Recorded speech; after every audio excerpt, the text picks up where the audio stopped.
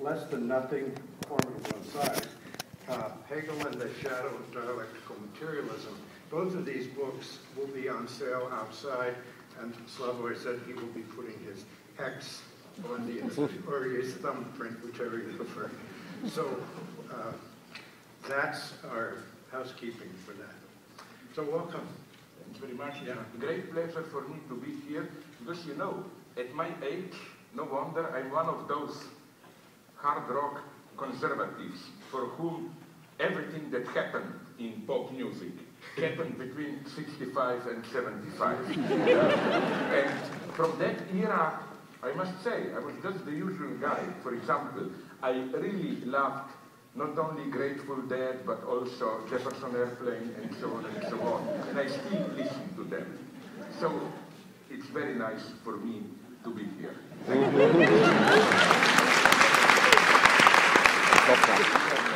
Just to tag on that, what bothers me is we have channels here where you can select music by different categories, like Christmas music and so forth, and that period is called classical oldies.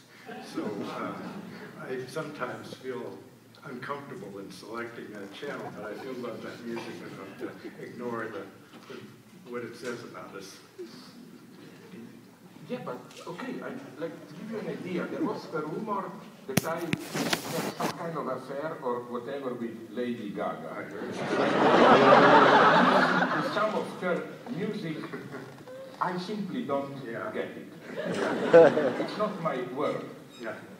But maybe also, maybe there is something deeper at it, because even with some new popular novels, for example, I don't know, Harry Potter, I don't get it why it's so popular. Yes. Sad books which are not really well written and so on and so on, you know.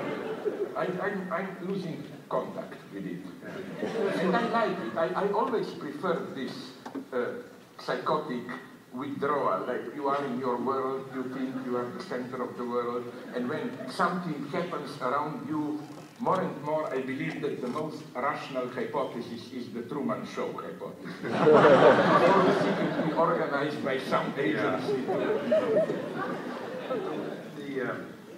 I'm the Lady Gaga. I heard a debate as to whether you were better off denying that or just saying no comment. I was stupid to deny it. I was told that it would be much better to do what the PR guy of Lady Gaga did. Yeah. He said, no comment, which of course then exploded, generated many more rumors and so on and so on. No, but on the other hand, now I'm talking very sincerely. It may be shocking what I will say, but you know, the usual accusation about us radical leftists, this extinct race, whatever, no, is that we are totalitarians who, in a typical totalitarian way, we love humanity as such, but have no true empathy to concrete suffering people. Like, yes, we do everything for humanity, even if it means ignoring, torturing, killing people, no? And I say, yes, that's exactly what I think. Humanity as such did some great things, great works of art, and so on and so on. Most of the people that I know are boring idiots. There was no contact. I accept this. I even sympathize here with Hegel, who said something wonderful apropos ancient Greece. When Hegel was speaking about Peloponnesian War, he wrote that the only spiritual gain, that is to say, result for humanity of Peloponnesian War was the book that the great historian Thucydides wrote about. Thousands had to die so that a book could be written about it. Now, of course, Hegel was not a cynic, and I am not. I'm well aware, my God, to be a little bit pathetic. You see one person being tortured, suffer, and then you say, hell, who cares about big spiritual gains if I can save this person? But then, in a certain sense, admit it, this is nonetheless true for our attitude. Wouldn't you say that the whole point of Elizabethan England was to produce Shakespeare? and there's even something beautiful in it. Like, this is the real result of Elizabethan England. And now, I'm coming back to your lovely city. Maybe, just maybe, you happened so that Hitchcock could make his virtue.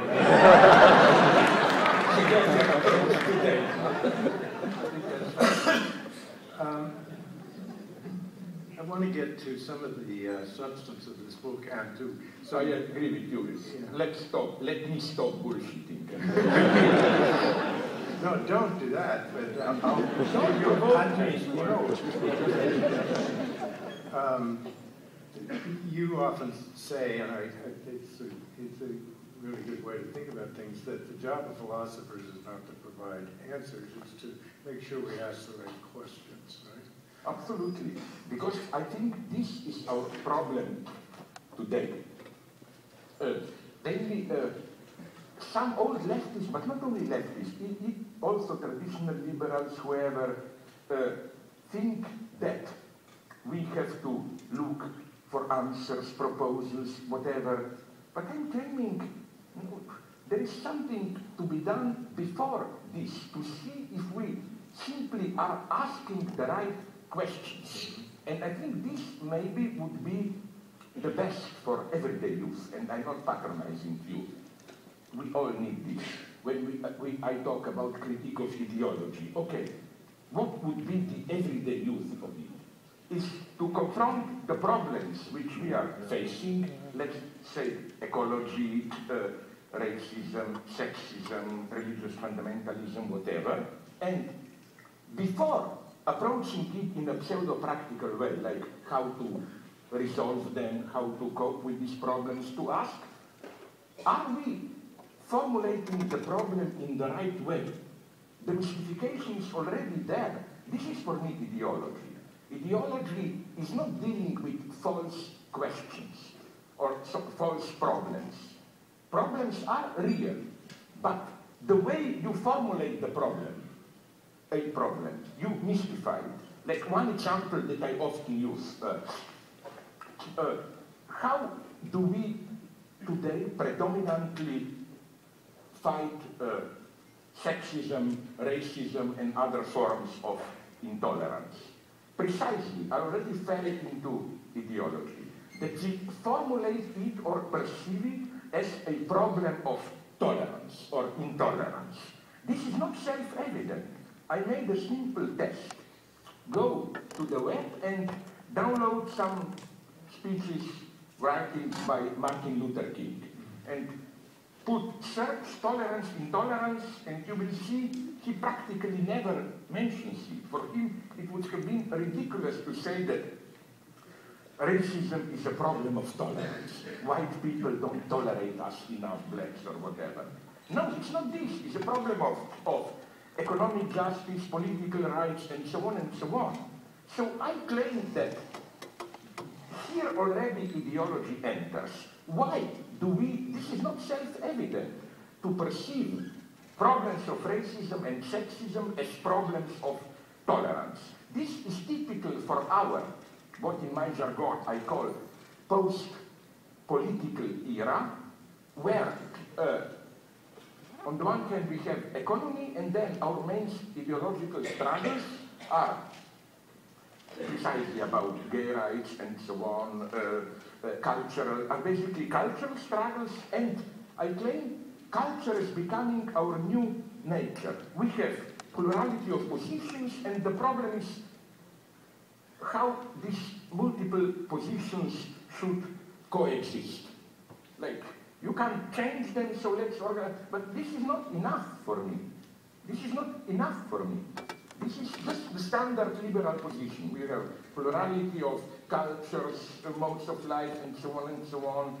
Let's take care that they can coexist. This is not my horizon.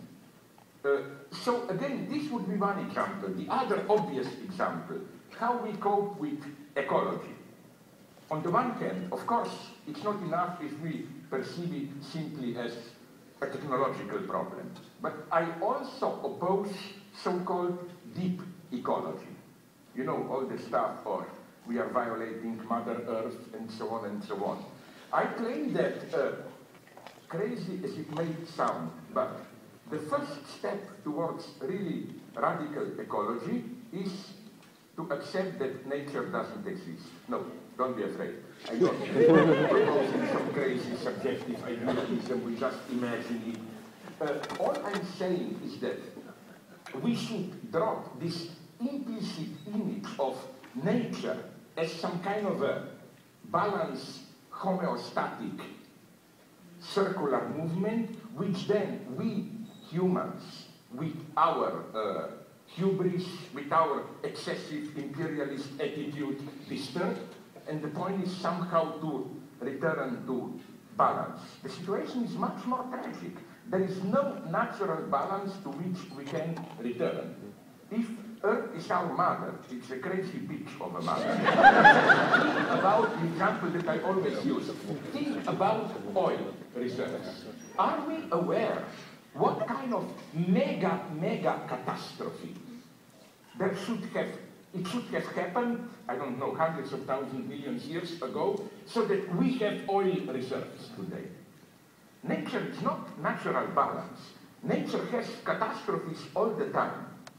Why do we spontaneously prefer this view of natural balance?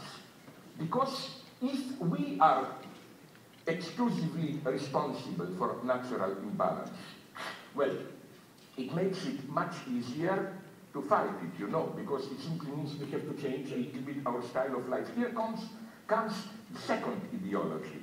And here, you in San Francisco, you need a little bit of Soviet dictatorship. I think you are one of the capitals of what I'm tempted to call a mode of life ecology. You know, instead of confronting large-scale problems, how to reorganize our entire economy, you know, but I'm not really blaming you, we are all doing it. In my time, you know, we like to play these small games, like, you know, oh, did you recycle all the bottles? Papers aside. As if you follow these small rituals every day, somehow, oh, you did something great for Mother Nature, and so on and so on. This is ideology at the everyday level. Because it gives you, why ideology? Crucial is how it gives you this deep, small, but deep feeling of satisfaction. This is why I claim that all this recycling stuff, I'm doing it. Of course, it should be done. I'm not saying don't do it, but I'm saying don't fall in love with it as if this is already the real thing. This is an easy way, just like this would have been, not the poor religion, the opium for the people today. Do a little bit of recycling, you did your duty, and so on and so on. Because ask yourself, really, really deeply, why are you doing this? I don't think even you, we are all too cynical, really believe that this will change things. No, it makes you feel good. My God, you see, even when I drink Coke, by putting the can in a separate bag, I'm doing something for Mother Earth. I'm part of a kind of movement of solidarity, and so on and so on. It's even the same, I'm saying this with all acerbic evil that there is in me. For example, this looks nice, but why do you really buy organic apples? I claim I'm buying them. So no, I'm not targeting you. But I claim that most of us in our everyday life are way too cynical. We have at least doubts about it.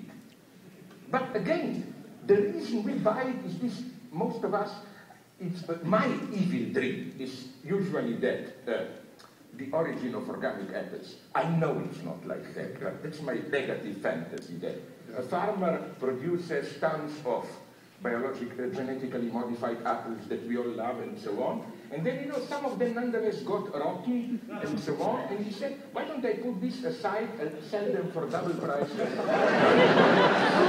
No. What I'm saying is only this then. Even if we have our suspicions, we buy them because, again, it makes us feel well. You see, I'm doing something for Mother Earth and so on and so on. And here I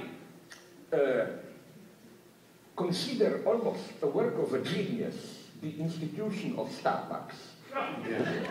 Its ideology at its purest, and the guy, the owner, I listened to some interviews with him, is well aware of it. Why? You know what's the trick of Starbucks. You buy there a cappuccino which costs more than the usual cappuccino, but as they tell you on all the posters and so on, 1% goes to some stupid Guatemala children, 1% goes to save some rainforest, blah, blah. Why is this ingenious? In the old times of traditional leftist anti-capitalism, we were consumers. But then we felt bad, and you had to do something extra, like do something for society, blah, blah, outside consumerism. Starbucks is offering you a perfect solution. No, the price for your extra consumerist duty to society is included into the price of a cup. It could have costed $2, it's $2.50 because the additional 50 goes for your civic duty, you contribute, everything is covered. Social solidarity, children in Guatemala, rainforest, and so on and so on. So it's a wonderful solution of what I call once the chocolate laxative solution. In the price of a commodity, anti-consumerism is, as it were, included. So it makes you feel well. You see, when I go to Starbucks, my God, I'm also doing something for children in Guatemala, and so on and so on and so on. This, you see, what's my point? My point is that it makes your life much easier. It basically allows you for a little bit of a price you pay a little bit more, but you don't have to worry. What's the problem? I'm doing my duty, I'm recycling, I'm contributing for some children in Africa, whatever you want, and so on and so on. This is ideology of our daily life today. And here, for me, critique of ideology really is operative, should work. I agree with those who claim that 1990, the disintegration of communist regimes was also the end of a certain type of ideology. These big causes and so on, fight for communism, democracy, nation, whatever. But what we are getting today is, if anything, more ideology, but ideology which is simply part of our daily texture. Because how are we interpolated, addressed by society today? There is apparently no ideology. To put it in simpler terms, what does society expect of us? What do we perceive as duty? What are we called upon to do? I would say something like a little bit enlightened hedonism. No wonder that Dalai Lama is so popular, no? Something like be true to yourself, realize your potentials, live authentically, and so on and so on. This is how things appear to be. My thesis, this is why I'm dealing with religion so much, is that this liberation is false. It's not true that we live, as conservative fundamentalists claim, that we live in a hedonist era, whatever. We maybe believe more than ever today, but we practice our beliefs. This is what is so unique for me in our era, and this is the truth of so-called cynical functioning of ideology. Beliefs exist, paradoxically, we practice them, even if no one effectively in the first person believes. The phenomenon here is the one that I described already in a 10 years old book of mine, Plague of Fantasy, using the term of an Austrian friend of mine, a young philosopher called Robert Faller, interpassivity. You know, in so-called primitive societies, you get weepers, women whom you pay that they cry for you at the funeral, so you can deal with inheritance, whatever, more interesting. They cry for you. Then a similar thing in Tibetan Buddhism, maybe others. You know, like you put your prayer on a piece of paper, you put paper into that praying wheel, and it just turns around and, like, objectively through that turning, praying wheel, you are praying. You can think about sexuality privately, it doesn't matter. You are praying. Now you will say, yeah, this goes for so-called primitive societies. No, we are the same. Think about what I think is, and I really mean it, maybe the greatest contribution of the United States to world culture. Canned laughter on TV. You know, when TV set laughs for you, we are the same thing. It works. Remember, in the evening, you return home tired as a dog. You put on TV, let's say you watch some Friends, Cheers, some comical show, and you just stare as an idiot. TV set laughs for you. The proof is that at the end, you feel relieved as if you have laughed. And my point is that something similar is happening with beliefs. The usual way, already in traditional societies, is to believe through others.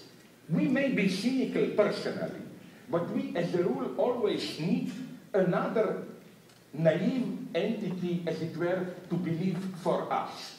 We just need to presuppose that entity. That entity need not to exist. Like, look at Santa Claus. I ask a parent, do you believe in Santa Claus?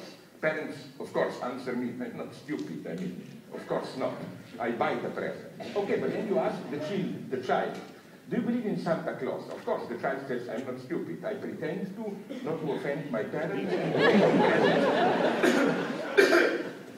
Nobody believes, but the belief functions as it were, we practice it nonetheless. And I think that this is, if you allow me to repeat a joke which I repeated at least 50 times, 10 times in my books, but it's a perfect example, so I will nonetheless repeat it. It's the eternal story about Niels Bohr, the Copenhagen, blah, blah, blah. You know, when he was asked by a friend, why do you have a horseshoe above the entrance to your home? Horseshoe is in Europe a superstitious item. The idea is it prevents evil spirits from entering the house. And he says, of course I don't believe in it. This is bullshit, superstition. Then the friend insisted, but why do you have it then? Niels Bohr gave a perfect answer. I have it there not because I believe in it, but because I was told that it works even if you don't believe in it. You don't believe in democracy, whatever, but somehow we practice it because it's as if, you know, it works even if we don't. So again, this is what interests me so much today. If in the old times, if these old times ever existed, I'm not sure, because we thought that we believed, but then in our inner life we were cynical, mocking authorities. Today we live in a strange era more and more where publicly we are cynics and so on. What we conceal from ourselves is not our doubts and disbeliefs, but precisely we conceal from ourselves our beliefs. This is what Jacques Lacan, my big reference in psychoanalysis, says the true formula of atheism is not God is dead, but God is unconscious. Our beliefs are in the unconscious. And let me give you the last example just to present this logic to you. When I was young in a communist country, liberal communist but still communist country, there was a moment, it really happened, it was crazy, when a rumor started to circulate that there is not enough toilet paper in the stores. So, what was the reasoning of an average citizen?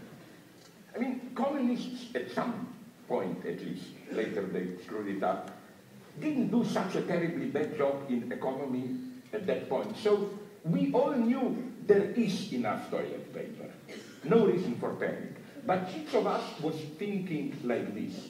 But what if there are many people who believe this rumor?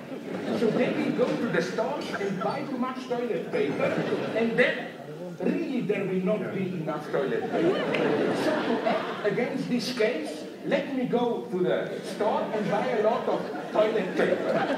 So you see, everyone accepted that there is really no crisis. But with this reference too, there are some naive people who think there is not enough toilet paper.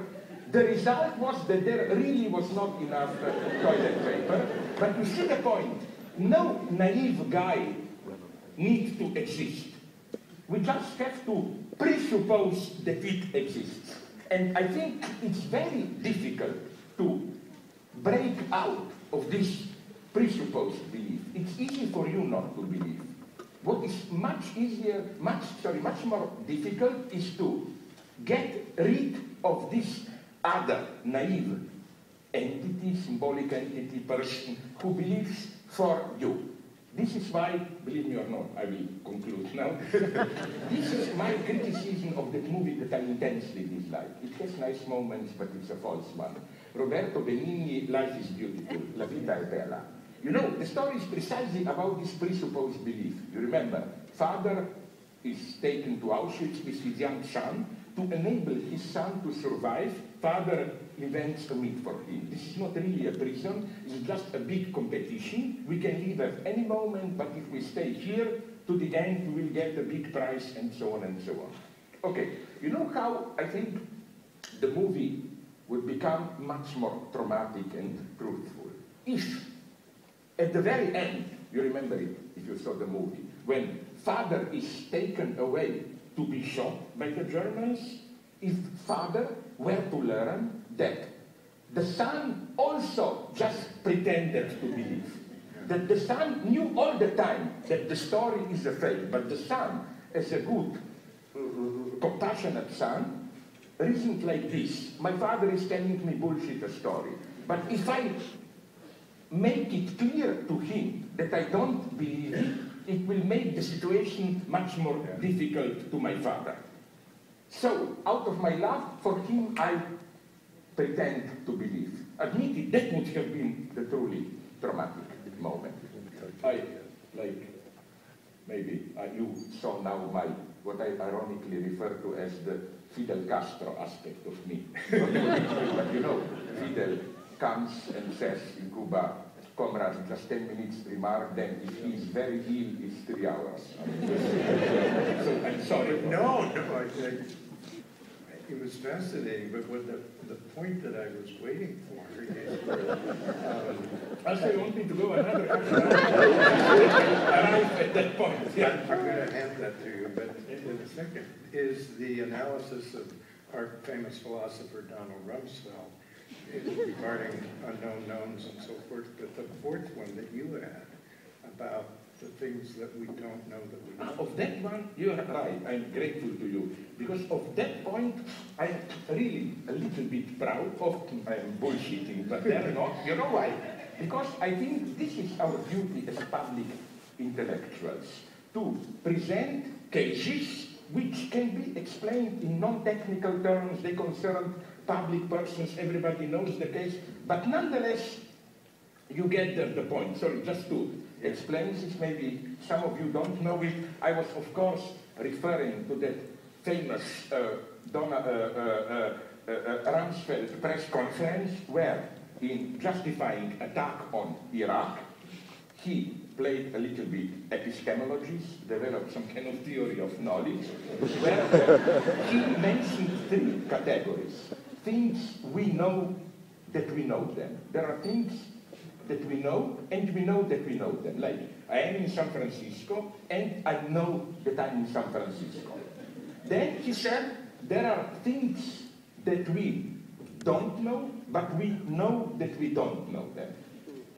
Like, for example, how many people are here in this hall? Well, I don't see the seats back where maybe people are living already. I don't know exactly how many people are here, but I know that I don't know that. And then, this was to raise the stakes for the attack of Iran, Frankfurt said, but there are also things that we don't know, and we even don't know that we don't know them. Like, the idea was, what if Saddam has some mega secret arms, whatever, about which we even don't know that we don't know them. You know, they're totally out of our horizon. My point, and this was for him the true justification of attack, my point was that he forgot the fourth category, which is the crucial one, which is the category of ideology. Remember, known, known, unknown, known, known, unknown, I know that I don't know something, then unknown, unknown, totally outside. What's the fourth category? Of course, the inversion of known, unknown. It's not that I know that I don't know something. It's something that I do know, but I don't know that I know it. This is, for example, what we call unconscious, ideological, racist, sexist, cultural prejudices, and so on. You don't even know that they regulate your life. And my claim is that this is maybe the cause of all the troubles of American occupation of Iraq. All the set of cultural, ideological presuppositions and so on that regulate, structure how you act in reality, but you think you are directly dealing with reality, you are not even aware of this complex set of prejudices. And this is what we, if we are public philosophers, public intellectuals, especially as philosophers, should make people aware of. Not to teach them something new. I don't think we philosophers can do this, but to make them aware of their unknown knowns, of all their prejudices, but wait a minute, not only in the bad sense of the term, but nonetheless, of the whole set of presuppositions that structures their approach to the world without them being aware of it. This is maybe today more important than ever. All the ethnic tensions, intercultural dialogue, our relationship with nature, and so on, is structured by this type of unknown knowns. That's what I thought was the great, and it's a great point that you make in this book. Before we go to audience questions, there's kind of a macro point that I think we all think about a lot, and I would love to have you share your views with it on us. We have read Fukuyama, and we understand the theory that global capitalism and free market economy and so forth is at least ostensibly the end point of this dialectic. But we're looking today at a world that doesn't seem to be fitting that pattern anymore. We have the state capitalism in Asia or Asian capitalism. We have problems that it doesn't seem that our system can handle, such as you talked about ecology, intellectual property, and new forms of apartheid and genetic engineering. So where, as we think about what the right questions are to ask with regard to societal solutions or at least challenges to these, where do we start thinking about it? It's the fundamental question today, because just with regard to Fukuyama, one has to admit he is nonetheless, in a certain basic sense, an honest guy. For example, he recently publicly claimed that the very fact of biogenetics, that is to say, the realist perspective that relatively soon we, and the problem is who is this we, private company, state, or who, will be able to directly manipulate our psychic properties and so on. The very prospect of this type of biogenetic manipulations, he said, renders obsolete my thesis on the end of history. So Fukuyama himself is no longer what they call him Fukuyamaist. This is my problem here. Of course, in a certain immediate sense, Fukuyama was right. 1990 was the end of a certain epoch. It was, let me be brutal, I'm saying this as some kind of communist. 1990 was the end of the 20th century. By this I mean a certain epoch which defined 20th century, a certain epoch of the radical and other types of left, Soviet communism, Western, social democratic welfare state, and so on and so on. That time is over. We have to accept it. And even now, it's difficult to accept it. I mean, listen, it's not only Occupy Wall Street. I was in Greece, I debated with protesters and listened to them with sympathy. But then I asked them, I like to ask these embarrassing questions, and they all amount to one the same point. What do you want? Okay, it's easy to protest, but I don't like this moralist protest, like, you know, when people say, enough of financial speculations. People shouldn't serve money, money should serve people. But that's bullshit. Hitler would have agreed with you. You know? When I asked them in Spain, in Greece and so on, okay, what do you want? Do you want the return to the old social democratic state? Do you want just a little bit more honesty in the existing system? Do you want something more radical and so on and so on? We don't have answers here. And I don't pretend to offer any easy answers here. All I'm saying is, and that's more of a tragic position, I think, that I'm in. All I'm saying is the following. Capitalism is, liberal capitalism, as you know, is approaching a certain limit. By this, I mean the following. There is a whole series of problems. You enumerated them. The main I see, ecology, the biogenetic prospect, new forms of apartheid, of inclusion, intellectual property. I think capitalism in the longer term will not be able to deal with it, to fully commodify knowledge. I think that all these problems are basically communist problems, the problems of commons, of something that should be the shared substance of our life. Nature is not yours or mine. Nature is out there for all of us. Knowledge should be like this. Biogenetic shouldn't be controlled, and so on.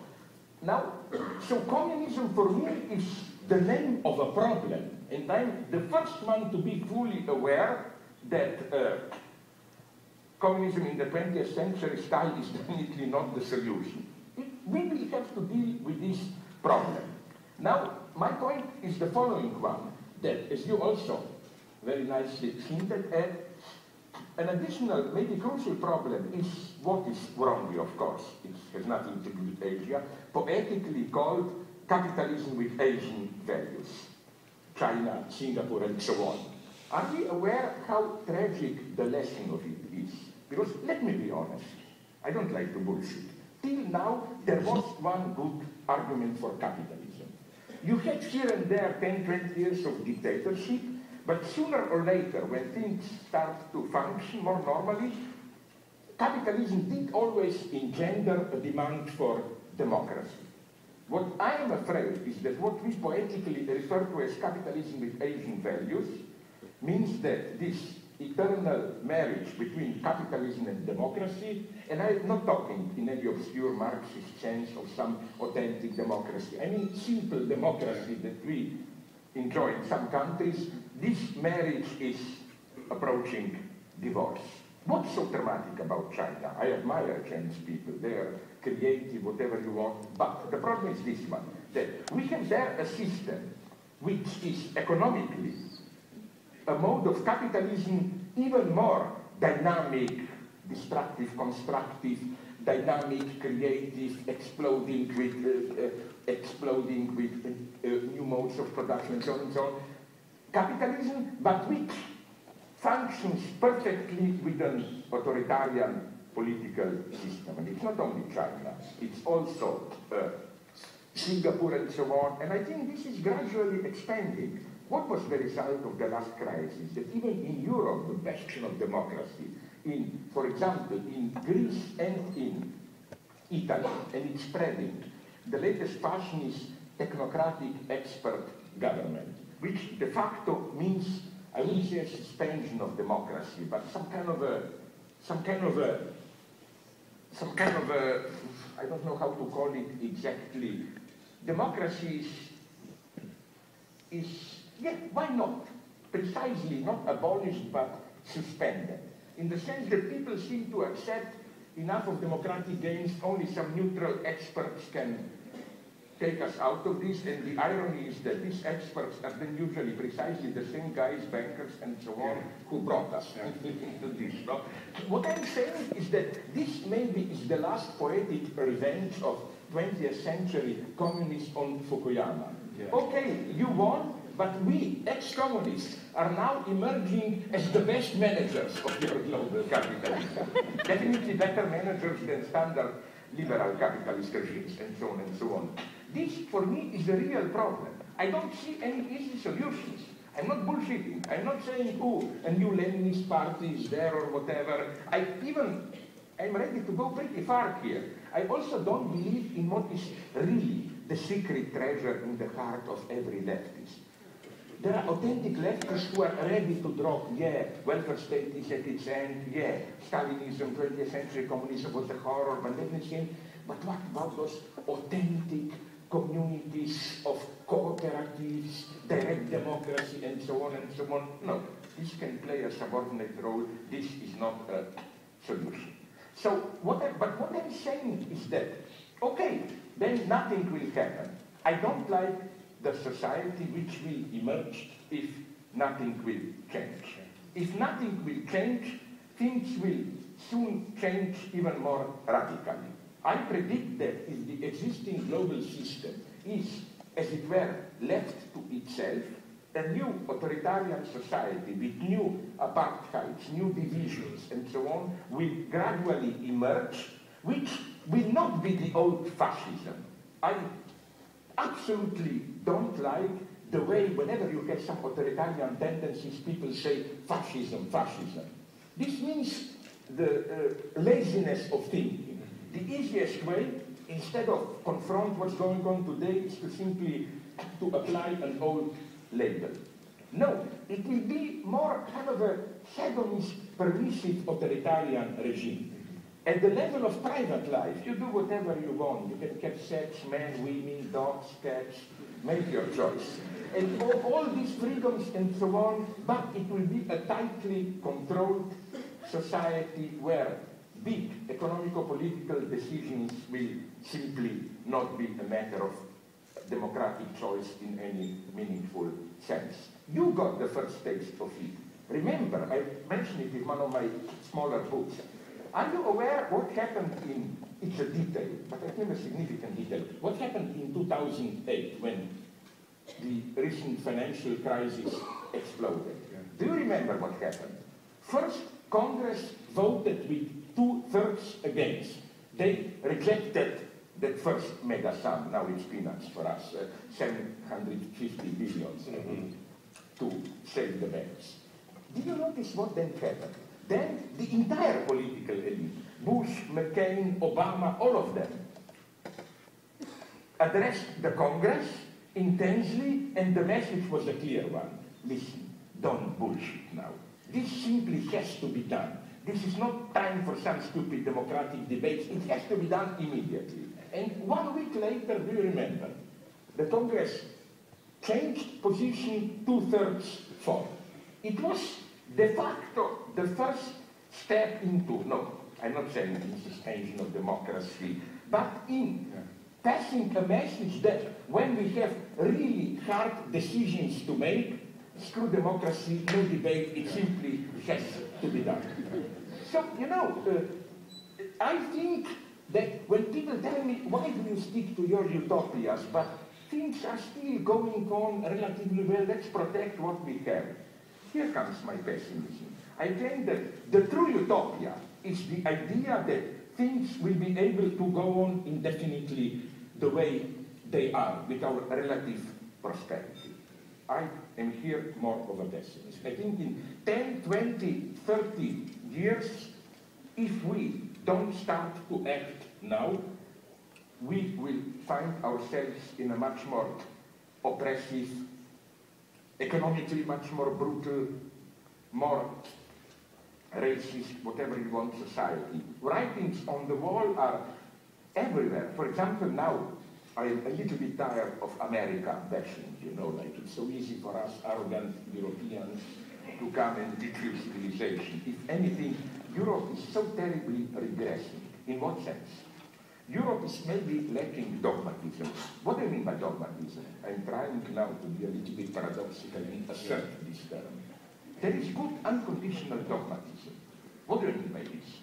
That some things are simply accepted. You don't debate about them. You will say this is not good. It is. Let's take women's rape. Sorry to tell you, but I wouldn't like to live in a society where you have to argue that women shouldn't be raped. In fact, I would be very worried if I would have lived in a society where, you know, when somebody gives you that bullshitting, you know, women may protest, but secretly they like it, blah, all the bullshit. I would like to live in a society where, when someone does go into this type of bullshit, you know, women enjoy it brutal, they just are not honest enough to admit it, and so on, blah, blah, that you don't have to argue. He simply appears as an eccentric idiot, like, not even funny, and so on.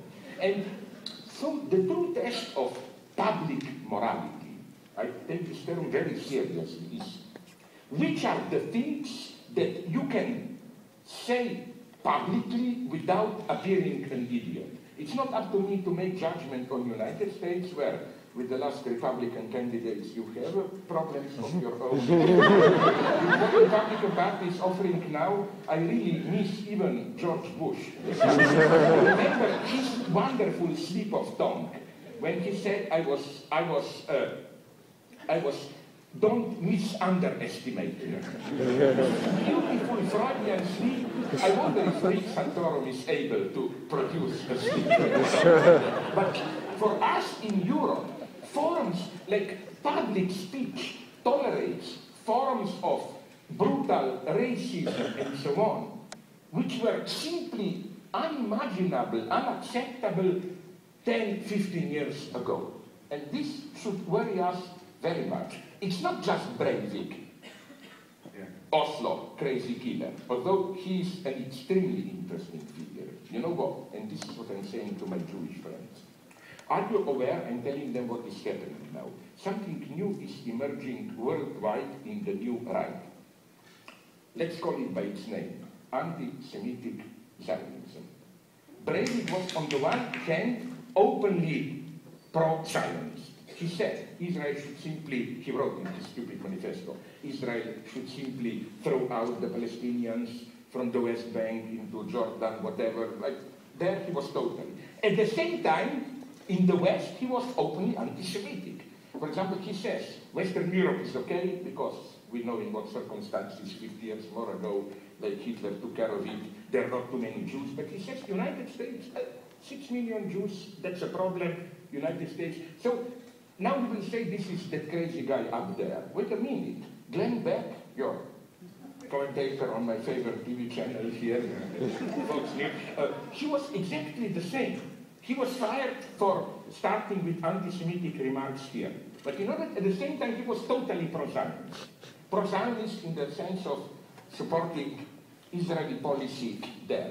And what really worries me is that some parts of Israeli politics are accepting this game in the sense of we tolerate a little bit of your anti-Semitism if part of this anti-Semitism is that you allow us to do our dirty job on the West Bank and so on and so on. It's something so perverse that's going on, this monstrosity of anti-Semitic Zionism that we will have to confront it and so on. No.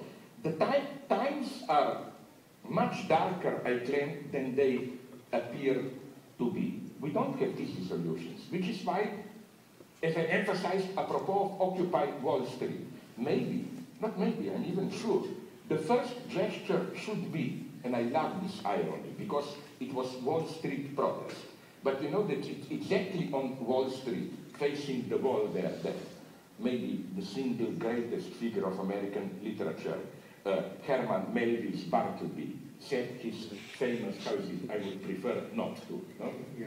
Maybe this is the beginning. We don't yet have the language to articulate the new. Maybe at this point we should just say, like when they tell us the big power politics, okay, maybe you have some ideas, come to us, let's talk, make proposals. I would prefer not to, no?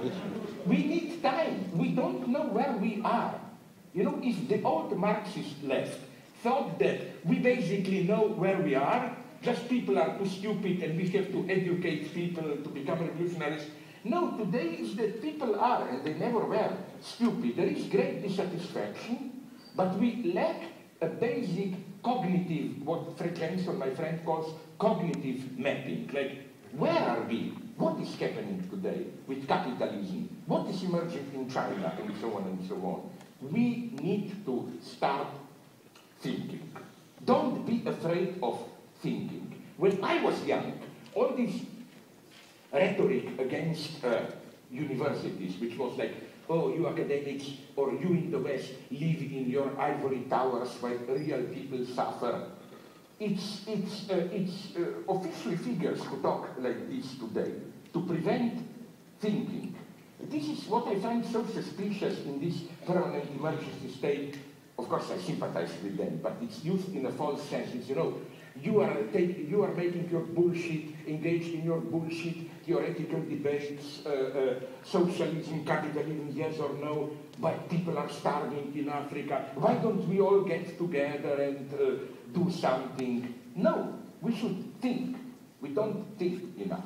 Thinking is necessary more than ever today. I even went so far as to claim that if the old formula of Marx was philosophers have only interpreted the world, the time is to change it now, I would say that today maybe we should strategically at least turn it around and say maybe in the 20th century we tried too much to change the world, the time is to interpret it in a new way. So to conclude with a nasty joke which I used in one of my books, maybe you know it, maybe I hope not. In what sense am I a Leninist? Because I wrote a book in a very limited way, just celebrating Lenin, but only at a certain point. I'm well aware that how Stalinism emerged out of Leninism.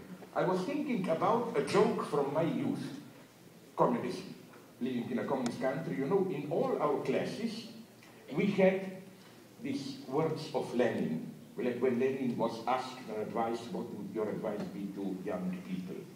These deep words, stupidities, of course. Well, learn, learn, and learn, you know. So we all had this. So with reference to this, the joke goes, and of those mythic jokes, you know. They asked Marx, Engels, and Lenin, what do you prefer to have, a wife or a mistress? Marx, more conservative, said a wife.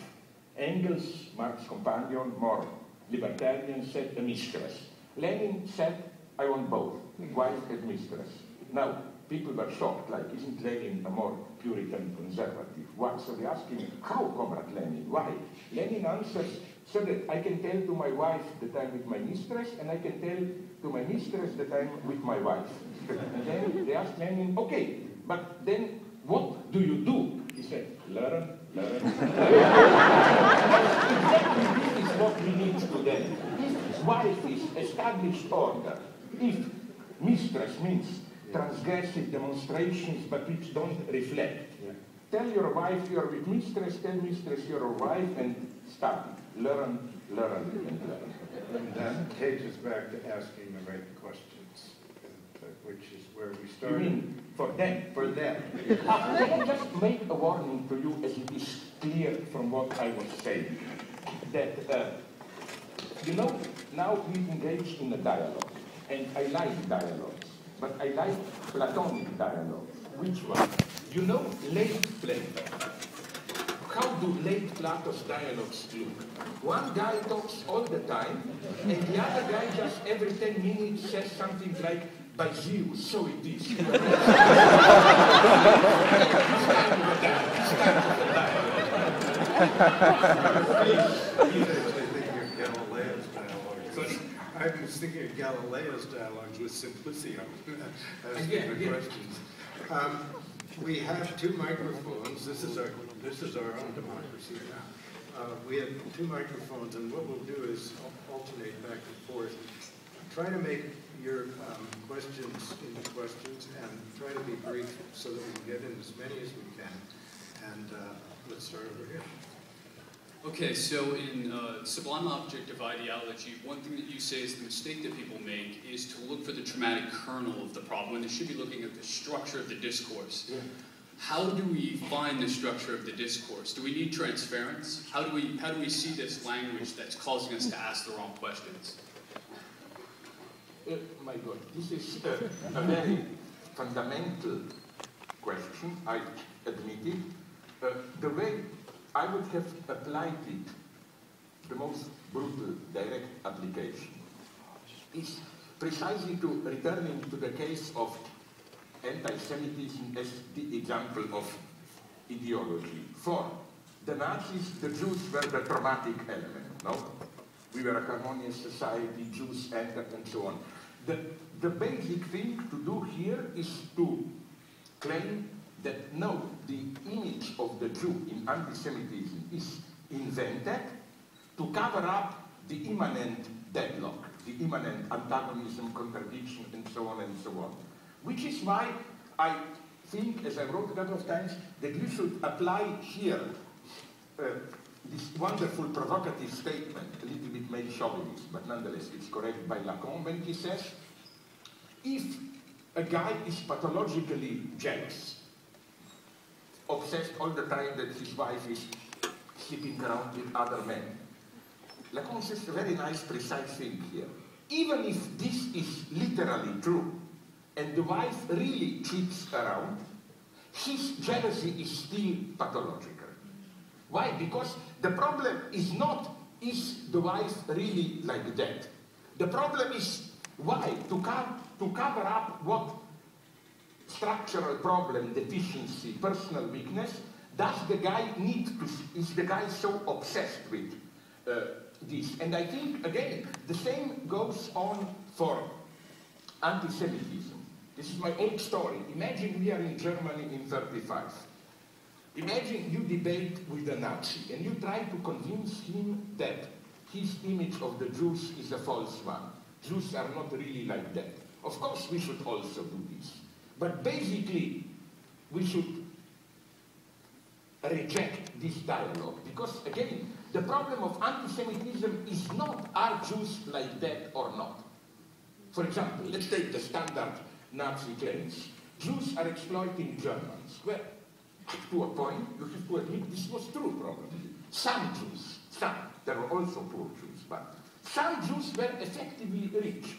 And effectively, in this formal sense, they own factories, blah, blah, they exploit them. Then they say, Jews are corrupting, seducing our German girls. Well, I hope they were also. and German Jewish girls. So you know what I mean? If you even accept this level of debate, the result will be some shitty compromise. Yes, Nazis exaggerate a little bit, but no, this is a false debate. The problem is not, are Jews like that or not? The problem is, why does the entire Nazi edifice need the figure of the Jew? It needs the figure of the Jew to cover up a certain antagonism, blah, blah, blah, and to present, this is why I'm skeptical against this category, to propose an alternate modernity.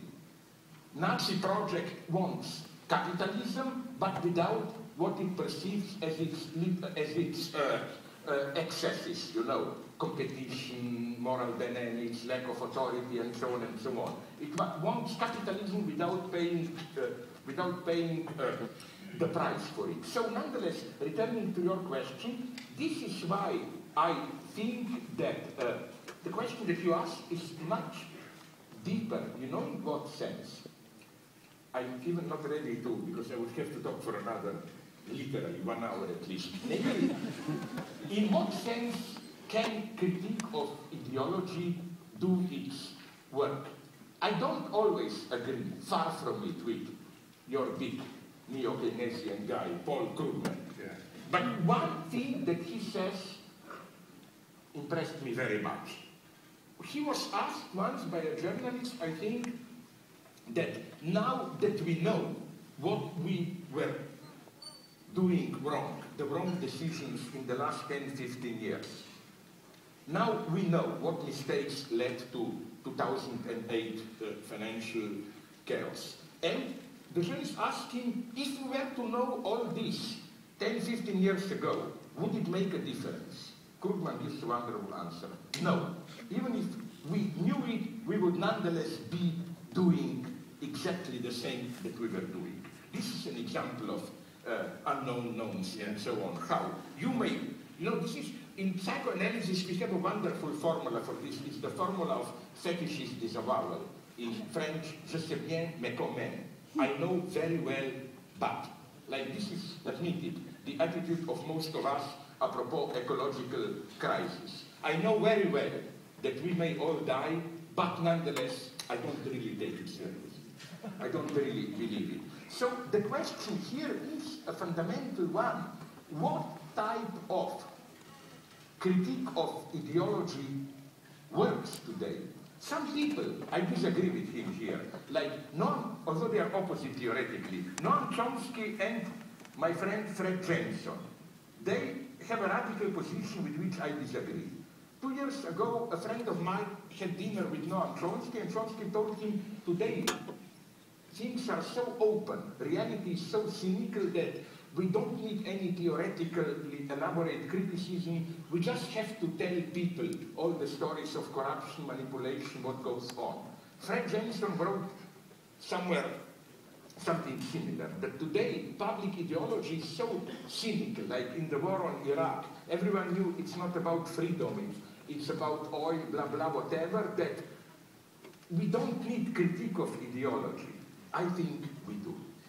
I think this image that reality is so brutal that we just have to show people how things are is deeply, totally wrong. But the point is, again, that the Krugman problem persists. How to do it so that it will be efficient. What I'm developing here is something that I developed, maybe you know it, in some of my previous books, where I draw a certain parallel with psychoanalysis. Many of my psychoanalytic friends, and not people who bluff like me, but real psychoanalysts who deal with patients, told me something very interesting. How today a typical patient is, at least middle-class patients, is already, at least up to a point, a theoretically educated patient.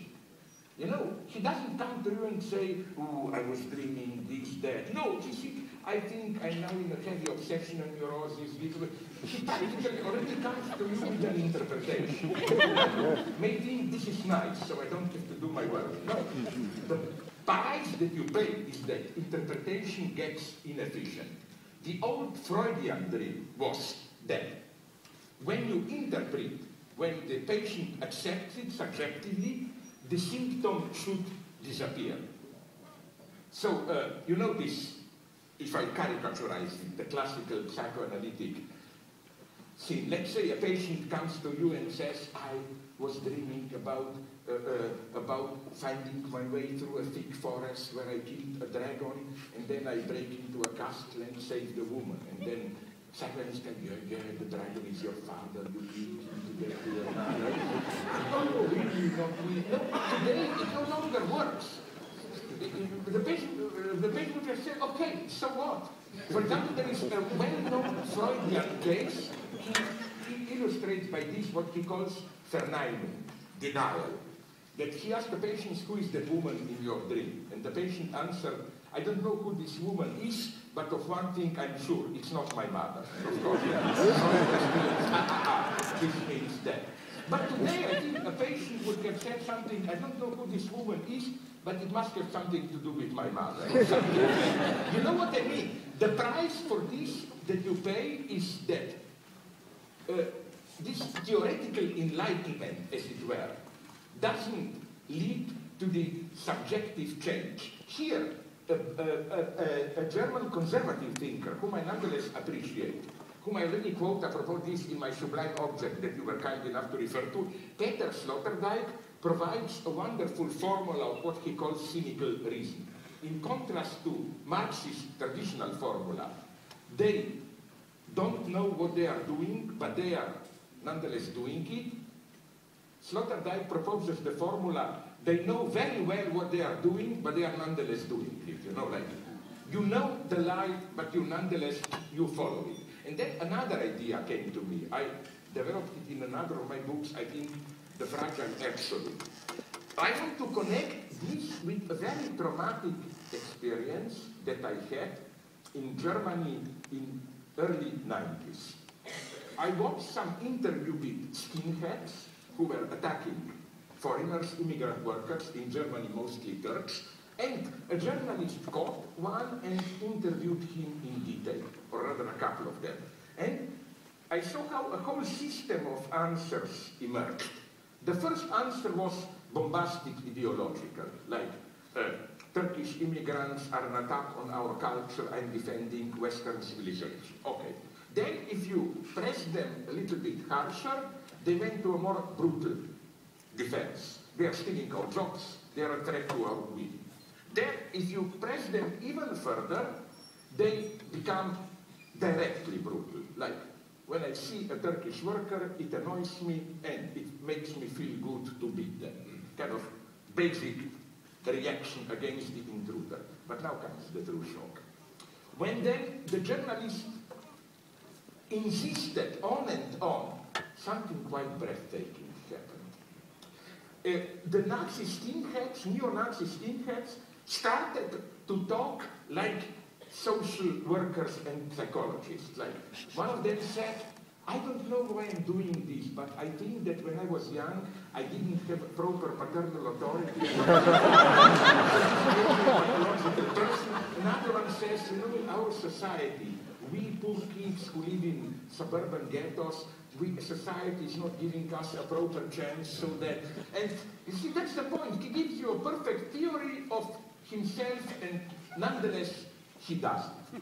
You know, of course, if, as Americans, if you relate this to your experience, you must know which is here your model. The famous song, Officer Kratky from West Side Story. You remember where they sing, oh, I'm a social disease, and so on. And this is the problem today. The problem is this one. Let me put it in these brutal terms. The right-wing formula was the one of Joseph Goebbels, you remember? His famous statement, which of course he never made, but this is the fate of statements, they're always misattributed. It was another lower Nazi that said this. When I hear the word culture, I reach for my gun. Then you first have the capitalist inversion. I like it. If you saw Godard's film Le Mépris, there Jack Palance, who plays a rich Hollywood producer, says, whenever I hear the word culture, I reach for my checkbook, which is But then what would be the traditional leftist answer? A very beautiful, pathetic one. It would have been something like, when I hear the guns, I reach for my culture.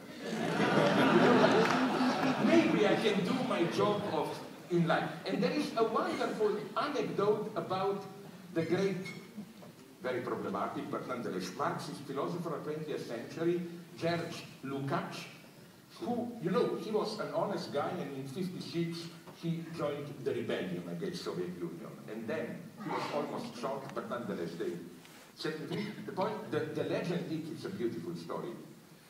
After the rebellion was broken, Soviet army entered Budapest at the end of 1956. Some special KGB Soviet secret police units came to arrest him, and an officer approached him and asked him, please give us all weapons, arms that you have. You know what Lukács did? He put out his pen and says, that's the only arm I have. No, Middle Europe. But what I'm saying is that now the problem is this idea that theoretical enlightenment works, is it to be abandoned? Are we really living in a totally cynical era? Or can we intellectuals still do our job? I've already spoken too long, but I admit it. You touched absolutely the crucial point. I think, yes, we still can do our work. Why? Because, just to give you an indication of where I move, I think that cynicism is an impossible position. You cannot really be cynic. Every cynic has some secret, but for here I'm not cynical. For this I really care, and there we should attack. So it's not true that there are cynical people who, whatever you say, they accept it. For example, let me give you one example. Sorry if I talk too much, but I was really pissed off. You know what is ideology? I really hate the movie Lion King. Where you have that fine ideology? You remember that song, The Cycle of Life, where, of course, it's sang by the father on the top, lions. But the son asked him, but isn't it evil that we lions eat zebras? And then the father thinks, oh, it's all one big cycle of life. It's true that we eat zebras, but then we die, we turn into sheep, we feed the grass, grass is eaten by zebras, we eat zebras, so it's all big circle of life. Okay, but like to be very cynical, let me return to Life is Beautiful, the movie. Can you imagine a dialogue there where the son asked the father, Dad, why are the Nazis killing us Jews? Why are they treating us like that? And the father to start to sing, oh son, it's all one big cycle of Nazis are killing us, but Nazis will die, they will turn into manure, they will turn manure, manure will feed wheat, wheat will be eaten or grass by cows, and we will eat the steaks from those cows, you do, so it's all one big cycle. No, this is pseudo-wisdom, because of course it is a cycle of life. But fuck it, I hope there is a possibility of a cycle of life where like millions of Jews or whoever don't have to be killed. No, we can precisely change the cycle of life, which is why I'm fanatic against this position of wisdom. Oh, it's all part of a larger game or whatever. This position of wisdom is the formula of ideology, maybe today. Sorry, I didn't answer you precisely, but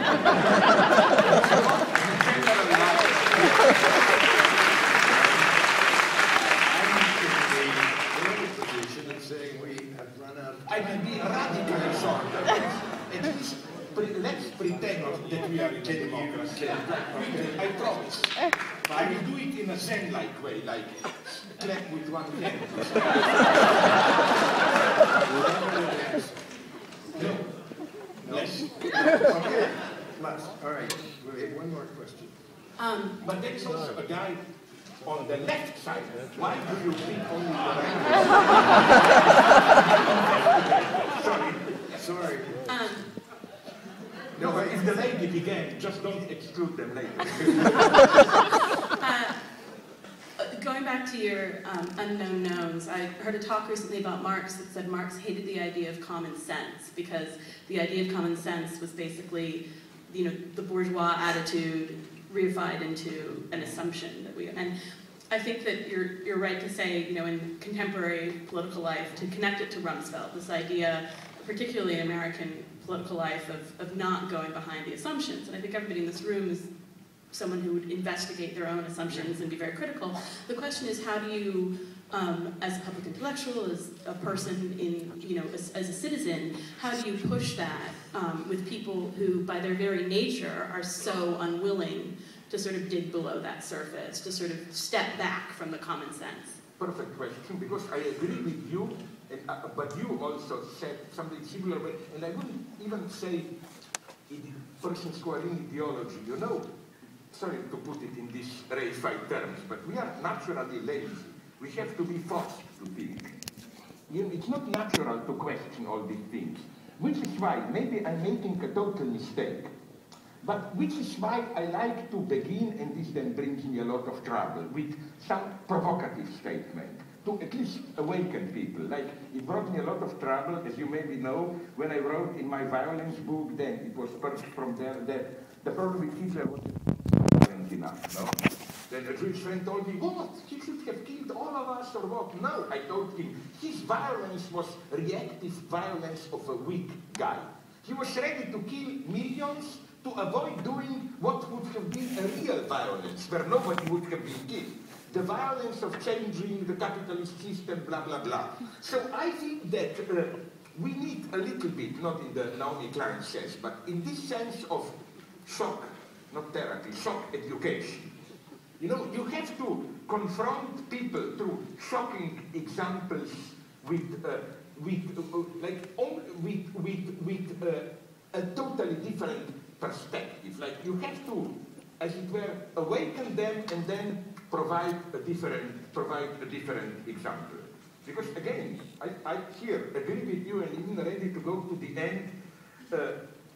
Although you know, concerning common sense, it's a very complex question. Because on the one hand, yes, I agree with you. Because like Orwell's 1984, is the problem of his analysis there, I claim, is that there is precisely too much of common sense. He has the view that there is some common sense, simple truth, love, and so on, and totalitarian regime oppresses this. Hey, I doubt this totalitarian regime really functions in such a way, you know. But okay, I promise to be short. Now we go to this gentleman. We have fulfilled our political spectrum. Party committee will decide if you really... Mr. Žižek, I have a question about the fourth category, about the things that we know, but we don't know that we know them.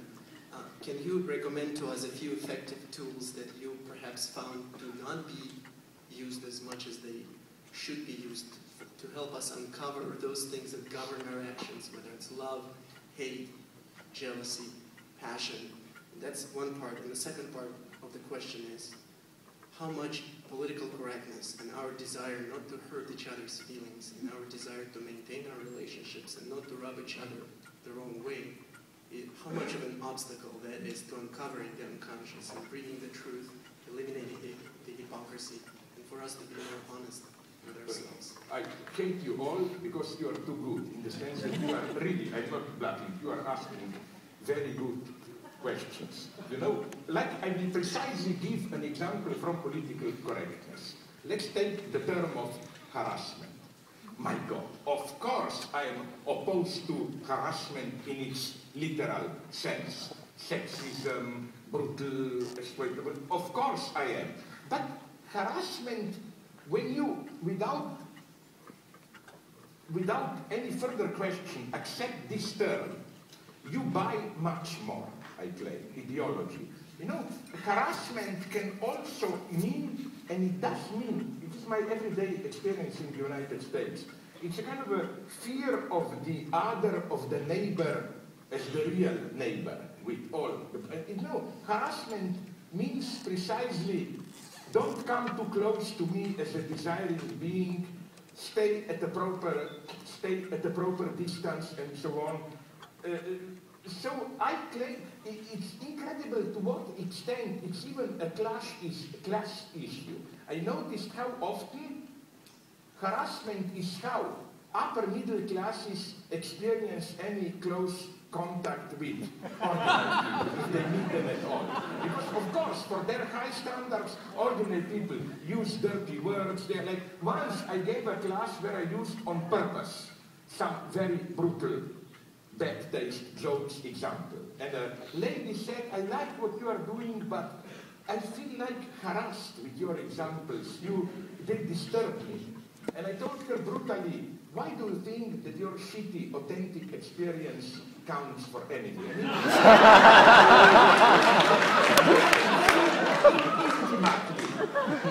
Harassed, but it can be a wrong feeling. You Americans have a great point in literature here. Maybe the key dialogue in, I think it's Huck Finn.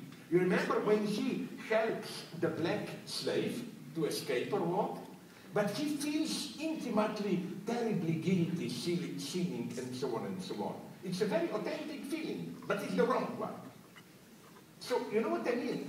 Like, in this sense, I don't buy as non-problematic terms like harassment and so on, or even tolerance. Tolerance often means, let's keep a proper distance, it means almost means its exact opposite. Let me give you a supreme example. We are apparently living in a hedonist society. You enjoy, but no. The enjoyment is more and more controlled. It always comes with enjoy, but in a healthy way, like Coke, but Diet Coke, without fat, blah, blah, blah. It should be healthy enjoyment. Even sex. It's horrible. The most depressive experience I had in last month was when I flew here to the States and I read one of those shitty airline journals, and they had a big text on sex, advising us to make love as often as possible, but it's actually, it was, sex is good, it helps heart circulation, you develop your, but it's horrible. I mean, my first association to this was a deep sympathy with, I read a report on South Africa, why don't they use more condoms there to fight AIDS? And the black guy gave a perfect answer for me. He said, making love with a condom is like taking a shower with a rain condom. No, but seriously, what I want to say is that, you know, our enjoyment is strictly controlled, rendered safe. There are only two fields, typically, where it looks as if this excessive enjoyment cannot be domesticated. It is A, drugs up to a point, although now they try to claim there are good and bad drugs, but more importantly, smoking. I don't smoke and I'm opposed to it. But nonetheless, I find it deeply ideological, this obsession with the danger of smoking and so on.